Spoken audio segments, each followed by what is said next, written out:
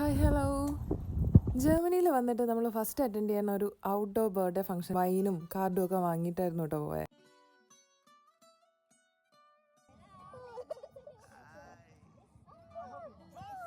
ഞങ്ങൾ ചെല്ലുന്ന സമയത്തിന് ആൾ കുറവായിരുന്നു കേട്ടോ. പിന്നെ പയ്യെ പയ്യെ ആ ഒരു ബ്രാഞ്ച് അങ്ങോട്ട് ഇങ്ങനെ നീണ്ടു പോയി. ഇടയ്ക്ക് വെച്ചിട്ട് അവരോരോ ഗിഫ്റ്റുകളും ഹാമ്പേഴ്സൊക്കെ കൈമാറുന്നുണ്ടായിരുന്നു. കൂട്ടത്തിൽ ഇന്ത്യൻസ് ആയിട്ട് നമ്മൾ മാത്രമേ ഉണ്ടായിരുന്നുള്ളൂ. പക്ഷെ ആ ഫംഗ്ഷൻ തീരുന്നത് വരെ നമുക്ക് ആ ഒരു ഫീല് തോന്നി.